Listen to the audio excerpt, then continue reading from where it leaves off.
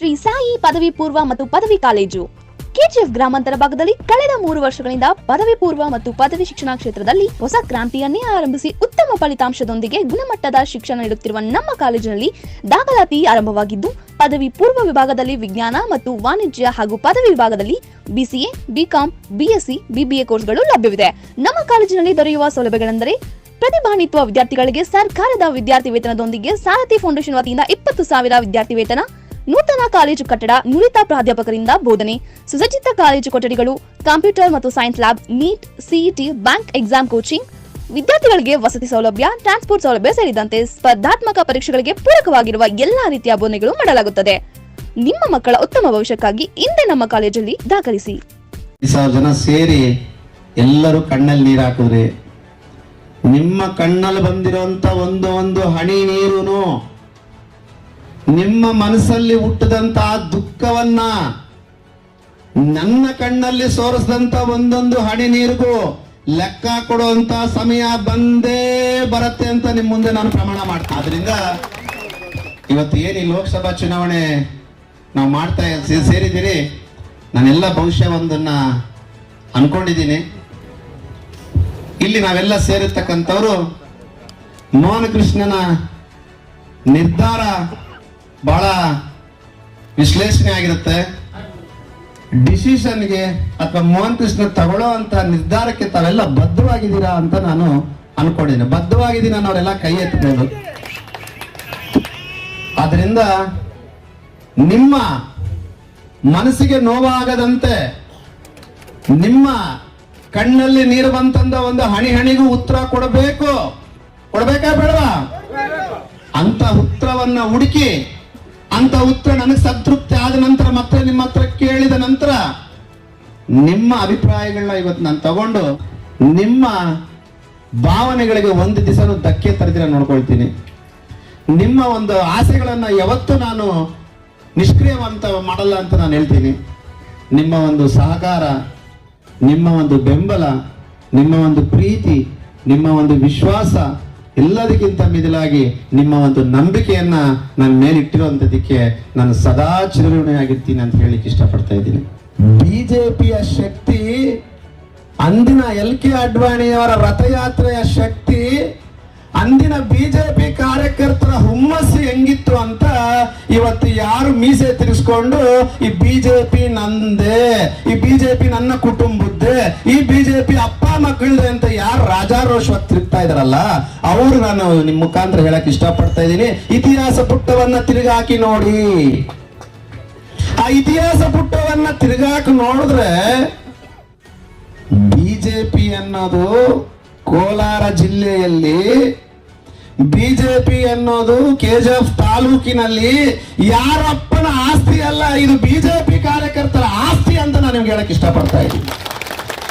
ನೋಡಿ, ಆ ಬಿಜೆಪಿ ಪಕ್ಷದ ತತ್ವ ಸಿದ್ಧಾಂತಗಳನ್ನ ಒಪ್ಪಿ ಭಾರತೀಯ ಜನತಾ ಪಾರ್ಟಿಗೆ ಅಂತಂದ್ರೆ ಎಲ್ಲ ಮನಸ್ಸಲ್ಲಿರುವಂತ ನೋವುಗಳನ್ನ ಬಿಟ್ಟು ನಾವು ಜೈಕಾರ ಹಾಕಿದ್ರಿ. ಒಬ್ಬ ವಿಶ್ವಮಾನವ, ಇಡೀ ವಿಶ್ವವೇ ನರೇಂದ್ರ ಮೋದಿಜಿ ಅಂದ್ರೆ ಕೊಡುವಂತ ಗೌರವನ ನೋಡಿ ಆ ವ್ಯಕ್ತಿಯನ್ನ ನಾವು ದೇವರಂತ ಭಾವಿಸಿ ನರೇಂದ್ರ ಮೋದಿಜಿ ಅಂತಂದ್ರೆ ಒಬ್ಬ ಶ್ರೀರಾಮನಿಗೆ ಹಾಕುವಂತ ಒಂದು ಚಪ್ಪಾಳೆಯನ್ನ, ಜೈಕಾರಗಳನ್ನ ಇಲ್ಲಿ ನಾವು ಹಾಕ್ತಾ ಇದೀವಿ. ಕರೆಕ್ಟಾ? ಆದ್ರೆ ಪಾಪ ಕಣ್ರಿ ನಾವೆಲ್ಲ. ನಿಮ್ಮ ಮೋಹನ ಕೃಷ್ಣ ಬಿಜೆಪಿಯ ಪಕ್ಷದಲ್ಲಿ ಬಂದು ನಿಸ್ವಾರ್ಥವಾಗಿ, ನಿಮ್ಮ ಮೋಹನ ಕೃಷ್ಣ ಬಿಜೆಪಿಯಲ್ಲಿ ಬಂದು ತನುಮನ ಧನಗಳಿಂದ ಪಕ್ಷವನ್ನು ಅಧಿಕಾರಕ್ಕೆ ತರಬೇಕು ಅಂತ ಕಷ್ಟಪಟ್ಟಿದ್ದು ಇವತ್ತು ನಮಗೂ ನಿಮ್ಗೆಲ್ಲರ ಪಾಪವಾಗಿದೆ. ಕರೆಕ್ಟಾ? ಇವತ್ತು ನೀವ್ ಹೇಳಿ ಬಂಧುಗಳೇ, ದಯಮಾಡಿ ನಾನು ತಪ್ಪಿದ್ರೆ ಕ್ಷಮಿಸಿ. ಯಾಕಂದ್ರೆ ನಾನು ಬದುಕ್ತಾ ಇರೋದೇ ನಿಮ್ಗೋಸ್ಕರ, ರಾಜಕಾರಣ ಮಾಡ್ತಾ ಇರೋದೇ ನಿಮ್ಗೋಸ್ಕರ. ಇವತ್ತಿಲ್ಲಿ ಯಾರಿಗಾದ್ರೂ ನಾನು ₹1 ದುಡ್ಡು ಕೊಟ್ಟಿದ್ದೀನಿ ಅನ್ನೋರು ಕೈ ಎತ್ತಿ. ನಾನು ಯಾರಿಗಾದ್ರೂ ₹1 ದುಡ್ಡು ಕೊಟ್ಟು ಇಲ್ಲಿ ಕರೆಸಿದ್ದೀನಿ, ಮೋಹನ ಕೃಷ್ಣ ಮೇಲೆ ಅಭಿಮಾನಕ್ಕೆಲ್ಲ ಬಂದಿರೋದು ದುಡ್ಡುಗೋಸ್ಕರ ಬಂದಿದ್ದೀ ಅನ್ನೋರು ಇಲ್ಲಿ ಕೈ ಎತ್ತಿ ನೋಡೋಣ. ಅದೇ ನಾನು ₹1 ದುಡ್ಡು ತಗೊಂಡಿಲ್ಲ, ಮೋಹನ ಕೃಷ್ಣಗೋಸ್ಕರ ಬಿಜೆಪಿ ಪಕ್ಷಕ್ಕೋಸ್ಕರ ಬಂದಿದ್ದೀನಿ ಅಂದ್ರೆ ಇದು KGF ತಾಲೂಕು ಇದು ಕೆಜಿಎಫ್ ತಾಲೂಕಿನ ಸ್ವಾಭಿಮಾನದ, ಇದು ಕೆಜಿಎಫ್ ತಾಲೂಕಿನ ಶಕ್ತಿಯುತವಾದಂತ ಬಿಜೆಪಿ ಸಂಘಟನೆ ಮಾಡಿರ್ತಕ್ಕಂತಹ ಪದಾಧಿಕಾರಿಗಳ ಸಭೆ, ಮುಖಂಡರ ಸಭೆ. ಬಹುಶಃ ನಾನೊಬ್ಬರಿಗೊಂದು ಮಾತು ಮಾತಾಡ್ಲಿಕ್ಕೆ ಇಷ್ಟಪಡ್ತೀನಿ. ಇಷ್ಟ ದಿವಸ ನಾನು ಬಾಯಿ ಮುಚ್ಕೊಂಡೇ ಇದ್ದೆ, ನನ್ನ ಮೇಲೆ ಹೊಡೆದಾಗ್ಲೂ ಸುಮ್ಮನೆ ಇದ್ದೆ. ಕಾರಣ ಇಷ್ಟೇ, ಕೆಜಿಎಫ್ ತಾಲೂಕಿನ ಮಣ್ಣಲ್ಲಿ ಹುಟ್ಟಿದಂಥವ್ರು ಗೂಂಡಾಗಳಲ್ಲ, ಕೆಜಿಎಫ್ ತಾಲೂಕಿನ ಮಣ್ಣಲ್ಲಿ ಹುಟ್ಟಿದಂಥವ್ರು ಆಕ್ರೋಶ ಪಡೋ ವ್ಯಕ್ತಿಗಳಲ್ಲ, ಕೆಜಿಎಫ್ ತಾಲೂಕಿನ ಮಣ್ಣಲ್ಲಿ ಹುಟ್ಟಿದಂಥವ್ರು ಕೆಟ್ಟ ಹೆಸರು ತಗೊಳ್ಳೋಂಥವ್ರಲ್ಲ. ನಮ್ಮ ಪಕ್ಷಕ್ಕೋಸ್ಕರ, ನನ್ನ ಪಕ್ಷದ ಗೆಲುವಿಗೋಸ್ಕರ, ನನ್ನ ಮುಖಂಡರ ಸ್ವಾಭಿಮಾನ ಕಾಪಾಡಿಕೋಸ್ಕರ ಓಡಿದ್ರು ಉಳಿಸ್ಕೊಂಡಿದ್ದೀನಿ, ತಮ್ಮೆಲ್ಲರಿಗೂ ಗೊತ್ತಿದೆ. ಆದರೆ ಬಂಧುಗಳೇ, ಇವತ್ತು ಏನು ನಾವು ಬಿಜೆಪಿ ತತ್ವ ಸಿದ್ಧಾಂತಗಳನ್ನ ಒಪ್ಪಿ ಬಂದು ಮುಂದೆ ಹೋಗ್ತಾ ಇದ್ದೀರಲ್ಲ, ಈ ನಂಬಿರೋ ಆದಿಯನ್ನ, ಈ ನಂಬಿರೋ ನಂಬಿಕೆಯನ್ನ ಅಸ್ತ್ರ ಮಾಡ್ಕೊಂಡು, ಆಸ್ತಿ ಮಾಡ್ಕೊಂಡು ನಮ್ಮ ಮೇಲೆ ದಾಳಿ ಮಾಡ್ತಾ ಇದ್ರು. ನಾವು ನೋಡ್ಕೊಂಡಿರ್ಬೇಕಾ? ಮೊದಲನೇದು, ಇವತ್ತು ಸಾಮಾನ್ಯವಾಗಿ ನಮ್ಮ ಕ್ಯಾಂಡಿಡೇಟ್ ಮಲ್ಲೇಶ್ ಬಾಬು ಅವರಿಗೆ ನಿಮ್ಮ ಮುಖಾಂತರ ಒಂದು ಮನವಿಯನ್ನು ಮಾಡ್ತಾ ಇದ್ದೀನಿ. ಬಿಜೆಪಿಯ ಕೋರ್ ಕಮಿಟಿ, ಎಂತ ಕಮಿಟಿ? ಕೋರ್ ಕಮಿಟಿ ಅವ್ರಿಗೆ ಒಂದು ಮನವಿ ಮಾಡ್ತಾ ಇದ್ದೀನಿ. JDS ನ ಸಮನ್ವಯ ಸಮಿತಿಯನ್ನ ಸಭೆಗೆ ಒಂದು ಸದಸ್ಯರಿಗೆ ಒಂದು ಮನವಿ ಮಾಡ್ತಾ ಇದ್ದೀನಿ. ಮತ್ತೆ ವಿಶೇಷವಾಗಿ, ಎಂತವಾಗಿ, ವಿಶೇಷವಾಗಿ ನಿಮ್ಮೆಲ್ಲರ ಪರವಾಗಿ ನಿಮ್ಮೆಲ್ಲರ ನೆಚ್ಚಿನ, ಮೆಚ್ಚಿನ ಮತ್ತೆ ಪಕ್ಷದ ಶಿಸ್ತಿನ ಸಫಾಯಿ ಅಂತ ಹೇಳಿಕೊಳ್ಳುವಂತ ನಮ್ಮ ಸಂಸದರಿಗೆ ಒಂದು ಮನವಿ ಮಾಡ್ತಾ ಇದ್ದೀನಿ. ಮತ್ತೆ ಇಲ್ಲಿ ನಾನೇ ಬಿಜೆಪಿ ನನ್ನ ಆಸ್ತಿ, ಬಿಜೆಪಿ ನನ್ನ ಕುಟುಂಬ, ಬಿಜೆಪಿ ನನ್ನ ಕುಟುಂಬಕ್ಕೆ ಮಾತ್ರ ಸೀಮಿತ ಅಂತ ಹೇಳೋರ್ಗೊಂದು ಮನವಿ ಮಾಡ್ತಾ ಇದ್ದೀನಿ. ಸ್ವಾಮಿ, ಇವತ್ತು ಕೆಜಿಎಫ್ ವಿಧಾನಸಭಾ ಚುನಾವಣೆಯಲ್ಲಿ ತಮ್ಮ ಅಭ್ಯರ್ಥಿ ನಿಲ್ಲಿಸಿದ್ರಿ. ಹಿಂದಿನ ಚುನಾವಣೆ ಎತ್ಕೊಂಡ್ರೆ, 2018 ಚುನಾವಣೆ ಎತ್ಕೊಂಡ್ರೆ ಬಹುಶಃ 33,000 ವೋಟ್ಸ್ ಇಂದ ಸೋತ್ರು. ಯಾರು ಸೋತಿದ್ದು? ನಮ್ಮ ಬಿಜೆಪಿ ಕ್ಯಾಂಡಿಡೇಟ್, ಕರೆಕ್ಟ್ ಅಲ್ವಾ? ಆಯ್ತು, ಏನೋ ಅವಾಗ ಲೋನ್ಗಳು ಕೊಟ್ರಂತೆ, ಅರ್ಶಿನ ಕುಂಕುಮ ಕೊಟ್ರಂತೆ, ಅದ್ರೆಲ್ಲರ ಜೊತೆಗೆ ಏನೋ ಕುತಂತ್ರ ಮಾಡಿದ್ರಂತೆ. ಆಯ್ತಪ್ಪ, ಮಾನ್ಯ ಸಂಸದ್ರೆ, ಮಾನ್ಯ ಬಿಜೆಪಿಯ ಕಟ್ಟ ನಿಷ್ಠಾವಂತ ಉರಿಯಾಳಿಗಳೇ, ನಾನು ನಿಮ್ಮಲ್ಲಿ ಒಂದು ಪ್ರಶ್ನೆ ಕೇಳ್ತಾ ಇದ್ದೀನಿ. ತಾವೆಲ್ಲ ಒಂದು ಮಾತು ಹೇಳಿದ್ರಿ, ನನ್ನ ಮುಖಂಡರಿಗೆ, ಇಲ್ಲಿ ಗೊತ್ತಿರದಂತ ಪ್ರತಿಯೊಬ್ಬರಿಗೂ ಒಂದು ಮಾತನ್ನು ಹೇಳಿದ್ರಿ. ಬಿಜೆಪಿ ಅನ್ನೋದು ಒಂದು ಕುಟುಂಬಕ್ಕೆ ಸೀಮಿತವಲ್ಲ. ಹೇಳಿದ್ರ ಇಲ್ವಾ? ಇದನ್ನ ಬಿಜೆಪಿ ಅನ್ನೋದು ಕುಟುಂಬಕ್ಕೆ ಸೀಮಿತವಲ್ಲ. Will appreciate that. ಬಿಜೆಪಿ ಅನ್ನೋದು ಭ್ರಷ್ಟಾಚಾರರನ್ನ ಸಹಿಸಲ್ಲ ಅಂತ ಹೇಳ್ತಾರೆ. ನಮ್ಮ పల్లె లాంగ్వేజ్ లో చెప్పాలా, మనీ లాంగ్వేజ్ లో చెప్పాలంటే లంచాలు తీసుకునే వాళ్ళకి ఇది పక్షం కాదు అని చెప్పిండు. ಆಯ್ತು, ಯಾಕೆಂದ್ರೆ ನಾವೆಲ್ಲ ಬಿಜೆಪಿ ತತ್ವ ಸಿದ್ಧಾಂತಗಳನ್ನ ಒಪ್ಪಿ ಪಕ್ಷಕ್ಕೋಸ್ಕರ ದುಡಿದಂತವ್ರು ನಾವು ಹೇಳಿದ್ದನ್ನ ಕೇಳಬೇಕು. ಎರಡಾಯ್ತು, ಹಿಂದಿನ ಚುನಾವಣೆಗಳಲ್ಲಿ ಹೀನಾಯವಾಗಿ ಸೋಲ್ದಂತವ್ರಿಗೆ ನಾವು ಟಿಕೆಟ್ ಕೊಡಲ್ಲ ಅಂತ ಹೇಳಿದ್ರು. ಖುಷಿ ಪಟ್ರಿ. ನಮ್ಮ ಕಾರ್ಯಕರ್ತರು, ನನ್ನ ಕಾರ್ಯಕರ್ತರಲ್ಲ, ಬಿಜೆಪಿಯ ಕಾರ್ಯಕರ್ತರು, ನನ್ನ ಕಾರ್ಯಕರ್ತರು, ನನ್ನ ಮುಖಂಡರಲ್ಲ, ಬಿಜೆಪಿಯನ್ನ ಉಸಿರಂತ ನಂಬಿರುವಂತ ಮುಖಂಡರುಗಳು ಖುಷಿ ಪಟ್ರು. ಖುಷಿ ಏನಕ್ಕೆ ಪಟ್ರು? ಮೋಹನ್ ಕೃಷ್ಣನ್ ಟಿಕೆಟ್ ಬರಬೇಕು ಅನ್ನೋದು ಒಂದು ಖುಷಿ ಇತ್ತಂದ್ರೆ, ಭ್ರಷ್ಟಾಚಾರರು, ಕುಟುಂಬದ ವಂಶದ ಒಂದು ರಾಜಕಾರಣ ಮಾಡಿರೋಂಥವ್ರನ್ನ ಆಚೆ ಹಾಕ್ತಾರೆ ಅಂತ ಖುಷಿ ಪಟ್ರು. ಬಟ್ ಸಂಸದರುಗಳೇ, ಬಿಜೆಪಿಯ ನಿಷ್ಠಾವಂತ ನಾಯಕರುಗಳೇ, ನೀವು 2000 ಮೊನ್ನೆ ನಡೆದಂತ ಚುನಾವಣೆಯಲ್ಲಿ, 23ರ ಚುನಾವಣೆಯಲ್ಲಿ ತಾವು ಕೊಟ್ಟ ಮಾತಿಗೆ, ತಾವು ಆಡಿದ ಮಾತಿಗೆ ತಾವು ಬದ್ಧರಾಗಿದ್ದೀರಾ ಅಂತ ಇಲ್ಲಿರೋರೆಲ್ಲ ನಾವು ಅವ್ರನ್ನ ಪ್ರಶ್ನೆ ಮಾಡ್ಬೇಕಾ ಬೇಡವಾ? ಇದೆಲ್ಲ ಬಿಟ್ರು ಮಾತುಕೊಂದೇ ಮಾತು ಹೇಳೋದು, ಮೋಹನ್ ಕೃಷ್ಣ ನೀ ಟಿಕೆಟ್ ಬೇಕಾ ಅಂತಾರೆ. ಎಲ್ಲರಿಗೂ ಆಸೆನೇ ಅಲ್ವಾ ನಿಮ್ ಸೇವೆ ಮಾಡಕ್ ಬಂದಿದ್ದೀನಿ ಅಂತ. ಅಣ್ಣ ಹೌದನ ಅಂತೀನಿ. ನಾಳೆ ಬೆಳಗ್ಗೆ 5,000 ಬಂದ್ಬಿಡ್ಬೇಕು. ಸಾಯಂಕಾಲ ಫೋನ್ ಮಾಡೋದು, ನಾಳೆ ಬೆಳಿಗ್ಗೆ 5,000 ಜನ ಬಂದ್ಬಿಡ್ಬೇಕು. ಅಣ್ಣ ನಾಳೆ ಬೆಳಿಗ್ಗೆ ಹೇಳಿದ್ರೆ ಆಯ್ತಾ, ನೀವು ಕ್ಯಾಂಡಿಡೇಟ್ ಕಾದಪ್ಪ ಒದ್ದಿಡೆ ಅಣ್ಣ ಮಕ್ಕಿ ನೋಡೋಣ.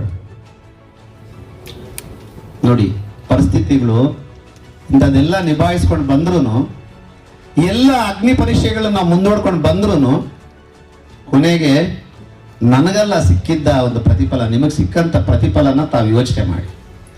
ಬಿಜೆಪಿಯ ಉಸಿರಂತ ಅನ್ಕೊಂಡಿರೋರ್ನ ಯೋಚನೆ ಮಾಡಿ, ಬಿಜೆಪಿಯ ನನ್ನ ಊರಿನ ಒಂದು ಸೌಭಾಗ್ಯ ಅಂತವ್ರನ್ನ ಯೋಚನೆ ಮಾಡಿ, ನಮಗೂ ನಿಮಗೆ ಕೊಟ್ಟಂತ ಪ್ರತಿಫಲ ಎಂತದ್ದು ಅಂತ ತಾವೆಲ್ಲ ಯೋಚನೆ ಮಾಡಿ. ಆಯ್ತು, ಈಗ ಒಂದೊಂದೇ ವಿಶ್ಲೇಷಣೆ ಬರೋಣ. ಬಹುಶಃ 1 ವರ್ಷ ಆಗಿತ್ತು ನಿಮ್ಮಲ್ಲಿ ನಾನೆಲ್ಲ ನನ್ನ ಅಭಿಪ್ರಾಯಗಳನ್ನ ಹಂಚಿಕೊಂಡು. ಸ್ವಾಮಿ, ನಮ್ಮ ಕರ್ನಾಟಕದಲ್ಲಿ ಬಿಜೆಪಿ ಗಟ್ಟಿಗೆ ಐತೆ, ಕೇಂದ್ರದಲ್ಲಿ ಬಿಜೆಪಿ ಬಹಳ ಗಟ್ಟಿಗೆ ಐತೆ, ಸದೃಢವಾಗೈತೆ. ಯಾಕೆ ತಾವು ಕೆಜಿಎಫ್ ತಾಲೂಕು ಮತ್ತೆ ಕೋಲಾರ ಜಿಲ್ಲೆ ಅಂತ ಬಂದಾಗ ಈ ಬಿಜೆಪಿಯ ತತ್ವ ಸಿದ್ಧಾಂತಗಳನ್ನ ಮರಿತಿದ್ದೀರಿ ಅಂತ ನಾನು ಅವ್ರನ್ನ ಮನವಿ ಮಾಡ್ತಾ ಇದ್ದೀನಿ. ಇದಕ್ಕೆ ಉತ್ತರ ಕೊಡಬೇಕು ಅಂತ ಮನವಿ ಮಾಡ್ತಾ ಇದ್ದೀನಿ. ಪಕ್ಷ ನಿಷ್ಠಾವಂತರಿಗೆ ಮನೆ ಆಗತ್ತೆ ಅಂತ ಹೇಳಿದಾಗ ಇಲ್ಲಿಂದ ಗೋವಾಗ ಹಾರೋಗ್ಬಿಟ್ರು ಒಬ್ರು, ಗೊತ್ತು ಯಾರು ಅಂತ, ನನ್ನ ಹೆಸರೇನು ಹೇಳಂಗಿಲ್ಲ. ಇಲ್ಲಿಂದ ಗೋವಾಗ ಹಾರೋಗಿ ಬಹುಶಃ ನಾವು JDS ನಾವೆಲ್ಲ ಒಂದಾಗಿದ್ದೀರಿ. ಆ ಸಮಯದಲ್ಲಿ ಬಿಜೆಪಿ ಪಕ್ಷನ ಬಿಟ್ಟು JDS ಪಕ್ಷವನ್ನ ತಪ್ಪಿಕೊಂಡು ಮುತ್ತಾಡಕ್ ಹೋದಂತವ್ರಿಗೆ ಪಕ್ಷದ ಶಿಸ್ತೈತೆ ಸ್ವಾಮಿ? ಆ ಟೈಮಲ್ಲಿ ಪಕ್ಷದ ಕಾರ್ಯಕರ್ತರು ವೋಟ್ ಹಾಕಿ ಗೆಲ್ಲಿಸಿದಂತವ್ರನ್ನ ಬಿಟ್ಬಿಟ್ಟು ನೀವು ಅಲ್ಲಿ ತಪ್ಕೊಳಂಗ್ ಹೋದದ್ದು ಶಿಸ್ತೈತ ಸ್ವಾಮಿ? ಯಾಕೆ ಸ್ವಾಮಿ ನಮ್ಗೆ ಈ ತರ ಅನ್ಯಾಯ ಮಾಡ್ತಿದ್ದೀರಾ? ಇವತ್ತು ಪ್ರತಿಯೊಂದು ಗ್ರಾಮದಲ್ಲೂ ಒಂದು ವಿಶ್ಲೇಷಣೆ ನಡೀತಾ ಐತೆ,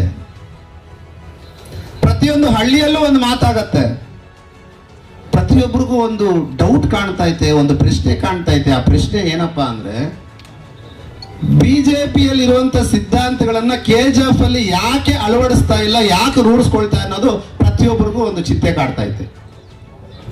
ಆ ಚಿಂತೆಗಳು, ಆ ಪ್ರಶ್ನೆಗಳಿಗೆ ಉತ್ತರ ಯಾರು ಕೊಡ್ತಾರೆ? ಆ ಚಿಂತೆಗಳಿಗೆ, ಪ್ರಶ್ನೆಗಳಿಗೆ ಉತ್ತರವನ್ನ ಕೊಡುವಂತವ್ರು ಯಾಕೆ ಬರ್ತಾ ಇಲ್ಲ ಮುಂದಕ್ಕೆ?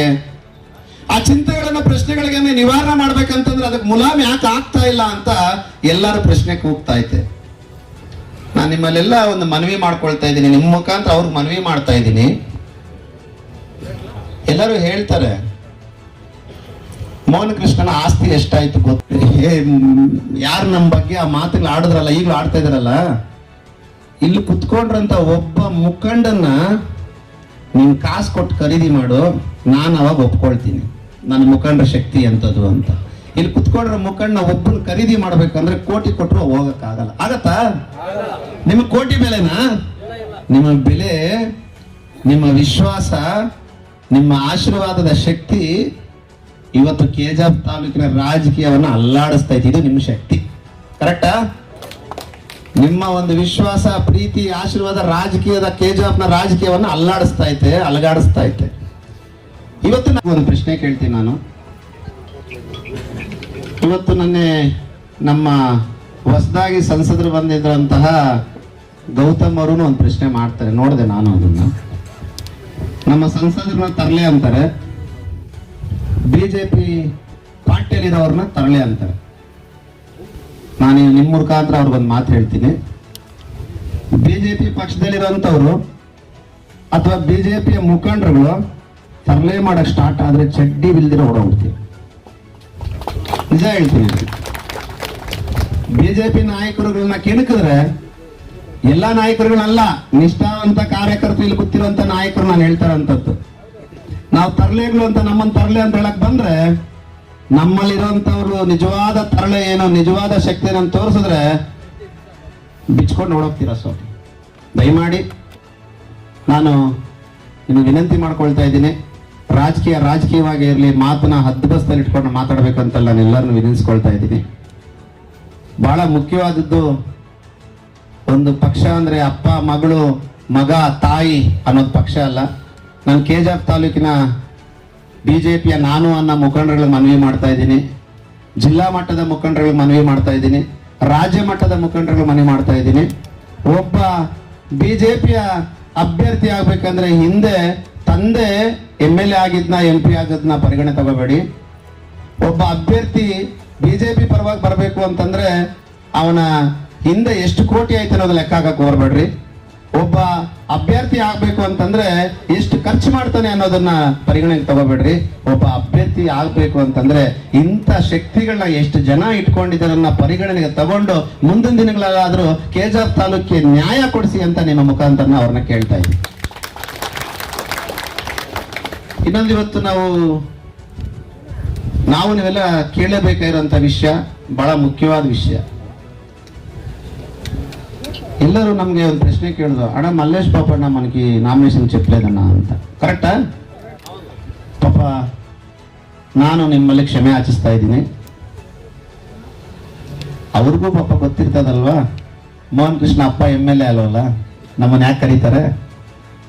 ಮೋಹನ್ ಕೃಷ್ಣ ತಾಯಿ ಜಟ್ಟಿ ಅಲ್ವಲ್ಲ, ನಮ್ಮನ್ನ ಯಾಕೆ ಕರೀತಾರೆ? ಮೋಹನ್ ಕೃಷ್ಣ ಹಿಂಗ್ ಹಾಕಿ ಹಿಂಗ್ ತಗೊಂಡು ಜೋಬಲ್ಲಿ ಇಟ್ಕೊಂಡು ಕ್ಯಾನ್ವಾಸ್ ಮಾಡಿಲ್ವಲ್ಲ, ಯಾಕೆ ಕರೀತಾರೆ? ಪಾಪ ಅವ್ರಿಗೂ ಏನೋ ಮನ್ಸಲ್ಲಿ ಬೇಜಾರು. మోహన్ కృష్ణ ఎవరు ఉండరు లేరా, ದುಡ್ಡು ಪಾರಿಸ್ತೆ ಅಂತ వచ్చేస్తారు.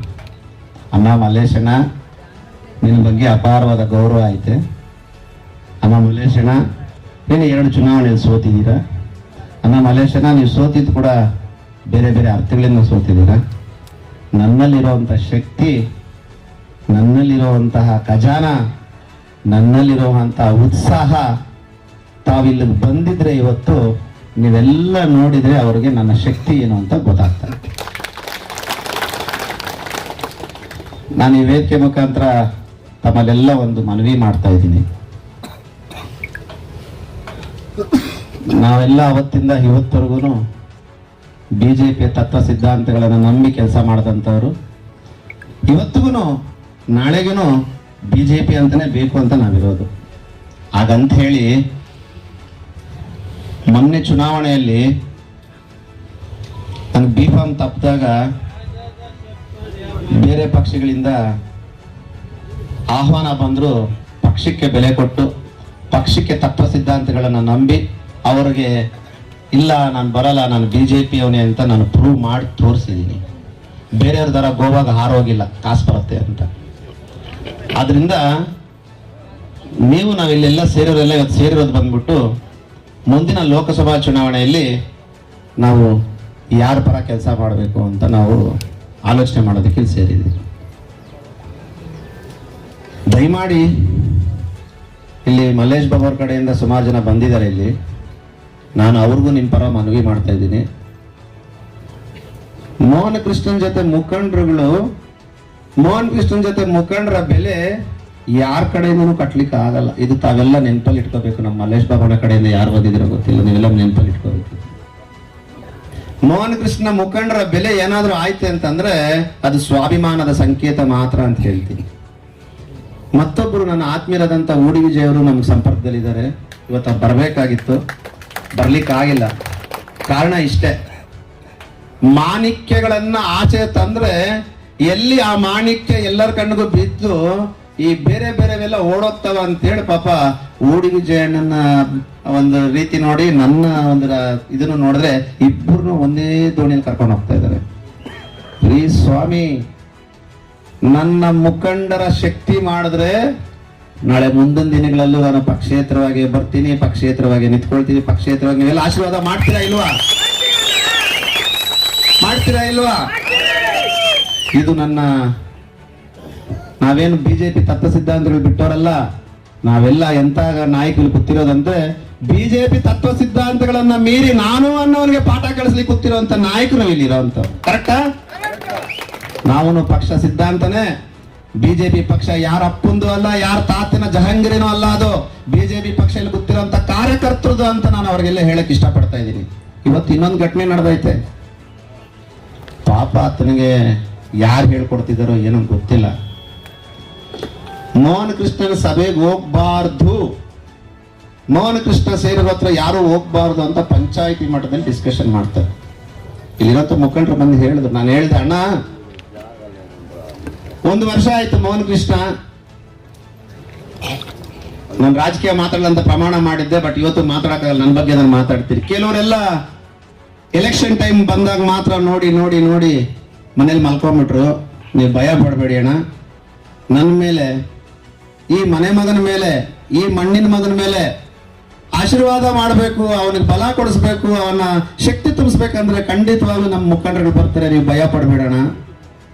ಒಂದು ವೇಳೆ ನಾವು ಶಕ್ತಿ ಪ್ರದರ್ಶನ ಮಾಡಬೇಕು ಅಂತಂದ್ರೆ ಹಣ ಕೊಟ್ರೆ 10,000 ಜನ ಬರ್ತಾರಣ. ಇಲ್ಲಿ ಬರ್ತಾ ಇರೋಂಥವ್ರು ಒಬ್ಬೊಬ್ಬ ಕೂಡ 10,000 ಅಲ್ಲ, 20,000 ಅಲ್ಲ. ಅವ್ರ ಮನಸ್ಸು ಮಾಡಿದ್ರೆ ಅವ್ರ ಊರಲ್ಲಿರುವಂತ ಮುಖಂಡರನ್ನ ಬೂತ್ ಮಟ್ಟದಲ್ಲಿ ಬೂತ್ ಲೆವೆಲ್ ಅಲ್ಲಿ ಕೆಲಸ ಮಾಡಿ ನನಗೆ ಗೆಲ್ಸ್ಕೊಡೋಂಥವ್ರು ಬರ್ತಾರಣ.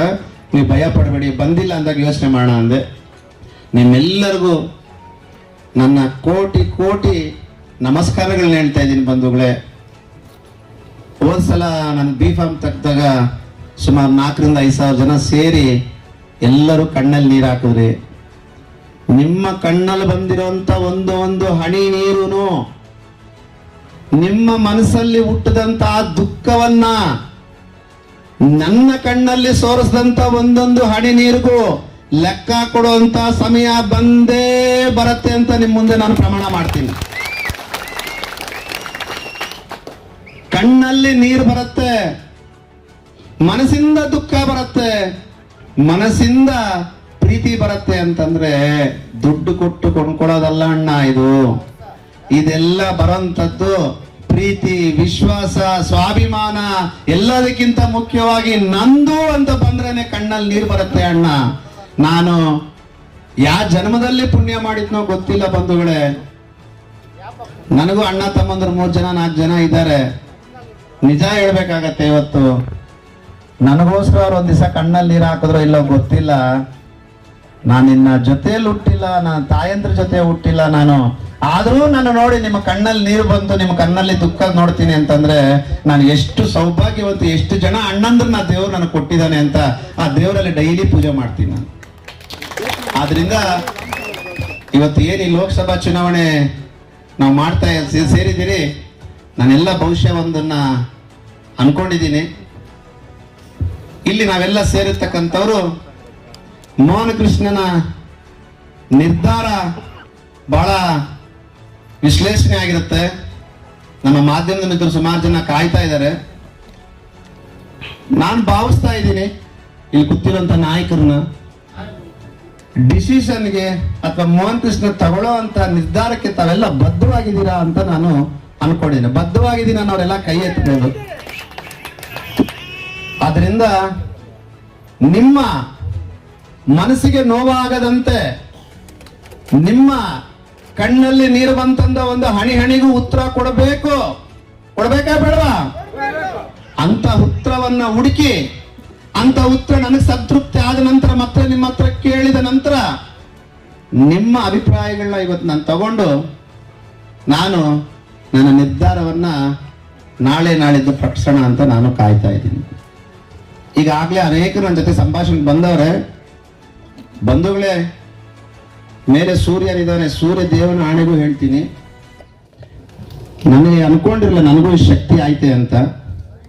ಇವತ್ತು ಜಿಲ್ಲಾ ಮಟ್ಟದಲ್ಲಿ, ರಾಜ್ಯ ಮಟ್ಟದಲ್ಲಿ ಊಡಿ ವಿಜಯ್ ಅಂತ ಒಬ್ಬ ನಾಯಕನ ಕೈಯಲ್ಲಿ ಇವತ್ತು ಮೋಹನ್ ಕೃಷ್ಣನ ಮಾತಾಡಿಸಿ ಅನ್ನೋ ಒಂದು ಶಕ್ತಿ ಬಂದೈತೆ ಅಂತಂದ್ರೆ ಇಲ್ಲಿ ಕೂತಿರೋಂಥವ್ರೆ. ನಿಮ್ಮ ಭಾವನೆಗಳಿಗೆ ಒಂದು ದಿವಸ ಧಕ್ಕೆ ತರದಿರ ನೋಡ್ಕೊಳ್ತೀನಿ. ನಿಮ್ಮ ಒಂದು ಆಸೆಗಳನ್ನ ಯಾವತ್ತೂ ನಾನು ನಿಷ್ಕ್ರಿಯವಂತ ಮಾಡಲ್ಲ ಅಂತ ನಾನು ಹೇಳ್ತೀನಿ.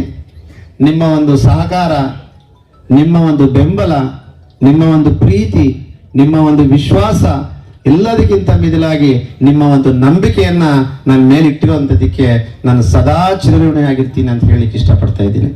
ಬಹುಶಃ ಇಷ್ಟೊತ್ತು ಬಂದು ಈ ಮೋಹನ ಕೃಷ್ಣನ ಆಶೀರ್ವಾದ ಮಾಡಲಿಕ್ಕೆ, ಮೋಹನ ಕೃಷ್ಣನಿಗೆ ಬೆಂಬಲ ವ್ಯಕ್ತಪಡಿಸಲಿಕ್ಕೆ, ನಿಮ್ಮೆಲ್ಲರ ನಿರ್ಧಾರವನ್ನ ನನ್ನ ಹೆಗಲಿಗೆ ಏರೋದಕ್ಕೆ ಆಚೆ ಯೋಚಿಸಿ ಪರಿಶೀಲಿಸಿ ಮತ್ತೊಂದು ಸಲ ನೋಡಿ ನಿರ್ಧಾರವನ್ನು ತಗೊಳ್ತೀನಿ.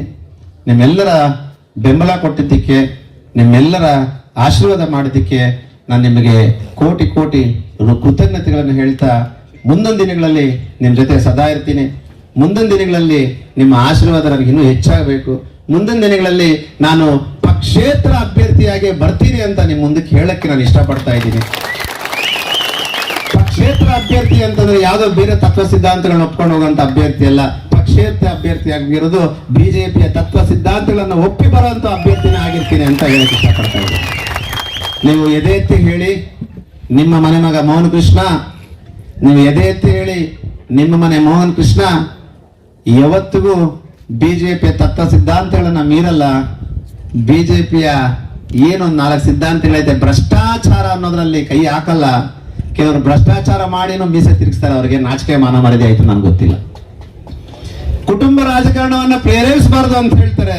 ನನ್ನ ವಂಶದಿಂದ ನನ್ನ ಕುಡಿಯನ್ನ ಅಥವಾ ನನ್ನ ಅಣ್ಣ ತಮ್ಮದನ್ನ ಯಾವತ್ತೂ ನಾನು ರಾಜಕೀಯಕ್ಕೆ ತರಲ್ಲ, ಇದು ಮಾತು ಬರೆದಿಟ್ಕೊಂಡ್ಬಿಟ್ಟಿದೆ. ಅದೇ ರೀತಿ ಪಕ್ಷಕ್ಕೆ ಗೌರವ ಕೊಡಬೇಕು, ಕಾರ್ಯಕರ್ತರನ್ನ ದೇವರಂತೆ ಭಾವಿಸ್ಬೇಕಂತಿರುವಂತ ನಮ್ಮ ಕಾರ್ಯಕರ್ತರ ನೋವುಗಳನ್ನ ಕಾರ್ಯಕರ್ತರು ಕೊಡುವಂತ ಗೌರವ ನಾನು ಯಾವತ್ತೂ ಕಾಪಾಡ್ಕೊಳ್ತೀನಿ. ನಾನು ನಿಮ್ಮೆಲ್ಲರಿಗೂ ಒಂದು ಪ್ರಾರ್ಥನೆ ಮಾಡ್ಕೊಳ್ತೀನಿ, ನಮ್ಮ ಮೀಡಿಯಾವರಲ್ಲೂ ಒಂದು ಪ್ರಾರ್ಥನೆ ಮಾಡ್ಕೊಳ್ತಿದ್ದೀನಿ. ಸ್ವಾಮಿ ಕಾರ್ಯಕರ್ತರ ಒಂದು ಅಪಾರವಾದ ಸಂಪತ್ತನ್ನ ಅವ್ರ ಕೈಯಲ್ಲಿ ಇಟ್ಕೊಂಡಿದ್ದಾರೆ. ತಾವಾದ ಇದು ಪ್ರಶ್ನೆ ಮಾಡಿ ಅವ್ರ ಆಗಿರುವಂತ ಅನಾಹುತಗಳನ್ನ ಸರಿಪಡಿಸಬೇಕು. ಬಿಜೆಪಿ ಕಾರ್ಯಕರ್ತರಿಗೆ ಆಮಿಷಗಳನ್ನು ಒಡ್ಡು ಮಾಡಿ ಇಷ್ಟು ಕೊಟ್ರೆ ನಾನು ಕೆಲಸ ಮಾಡ್ಕೊಡ್ತೀನಿ ಅಂತೇಳಿ ಕೋಟ್ಯಾಂತರ ರೂಪಾಯಿ, ನಿಮ್ಗೆಲ್ಲ ಗೊತ್ತಿಲ್ವಾ, ಕೋಟ್ಯಾಂತರ ರೂಪಾಯಿ ಕಾರ್ಯಕರ್ತರುಗಳ ಹತ್ರ ತಗೊಂಡು ಇವತ್ತು ಅವ್ರು ಈ ತರ ಮಾಡ್ತಿದ್ದಾರೆ. ಆ ರೀತಿ ಕೆಲಸ ನಾನು ಯಾವತ್ತೂ ಮಾಡಲ್ಲ. ನನ್ನ ಹತ್ರ ದುಡ್ಡಿಲ್ಲ ಅಂದ್ರೆ ಹಣ ದುಡ್ಡಿಲ್ಲ ಬಾಣ ನಿಮ್ ಜೊತೆ ಬರ್ತೀನಿ ಅಂತ ಹೇಳ್ತೀನಿ ಹೊರತು ನನಗೇನೋ ಒಂದು ಕೊಡು ನಾನು ನಿನಗೆ ಕೊಡ್ತೀನಿ ಅಂತ ಯಾವತ್ತೂ ಕೇಳಲ್ಲ. ನಿಮ್ಮ ವಿಶ್ವಾಸ, ನಿಮ್ಮ ಪ್ರೀತಿ, ನಿಮ್ಮ ಅಭಿಮಾನ, ನಿಮ್ಮ ನಂಬಿಕೆ, ಅದೇ ರೀತಿಯ ಭಾರತೀಯ ಜನತಾ ಪಾರ್ಟಿಗೆ ನಾನು ಸರಿ ಇಲ್ಲ ಅನ್ನೋದಕ್ಕಿಂತ ನನ್ನ ಮನೆಯಿಂದ ರಾಜಕಾರಣ ಇಲ್ಲ ಅನ್ನೋದಕ್ಕೆ ನನ್ನ ಒಂದು ದೂರ ಮಾಡೈತೆ. ನನ್ನ ಜೊತೆ ರಾಜಕಾರಣಿಗಳು ಅಥವಾ XMLಗಳು ನನ್ನ ಜೊತೆ ಇಲ್ಲ ಅಂತೇಳಿ ನನ್ನ ದೂರ ಮಾಡೈತೆ. ದೂರ ಮಾಡಿದ್ರೂ ಸಹ ಮುಂದಿನ ದಿನಗಳಲ್ಲಿ ಪಕ್ಷೇತರ ಅಭ್ಯರ್ಥಿಯಾಗಿ ಬಿಜೆಪಿ ತತ್ವ ಸಿದ್ಧಾಂತಗಳನ್ನ ಒಪ್ಪಿ ನಿಮ್ ಜೊತೆ ಬರ್ತೀನಿ, ತಾವೆಲ್ಲ ಆಶೀರ್ವಾದ ಮಾಡ್ತೀವಿ ಅನ್ನೋ ಒಂದು ನಂಬಿಕೆಯಿಂದ ನಾನು ಇವತ್ತು ಈ ನಿರ್ಧಾರವನ್ನು ತಗೊಳ್ತಾ ಇದ್ದೀನಿ. ಮುಂದಿನ ಲೋಕಸಭಾ ನಿರ್ಧಾರಕ್ಕೂ 2-3 ದಿವಸದಲ್ಲಿ ನಾನು ಚರ್ಚೆ ಮಾಡಿ ನಾನು ನಿರ್ಧಾರವನ್ನು ಪ್ರಕಟಿಸ್ತಾ ಇದ್ದೀನಿ ಅಂತ ಹೇಳ್ತಾ ಇಷ್ಟೊತ್ತು ಬಂದು ಕೂತು ನಾನು ಆಡಿದಂತ ಮಾತುಗಳಿಗೆ ತಮ್ಮ ಬೆಂಬಲವನ್ನ ವ್ಯಕ್ತಪಡಿಸ್ತಾ ತಮ್ಮೆಲ್ಲರಿಗೂ ನನ್ನ ನಮಸ್ಕಾರವನ್ನು ಹೇಳ್ತೀನಿ. ಜೈ ಹಿಂದ್, ಜೈ ಕರ್ನಾಟಕ, ಜೈ KGF.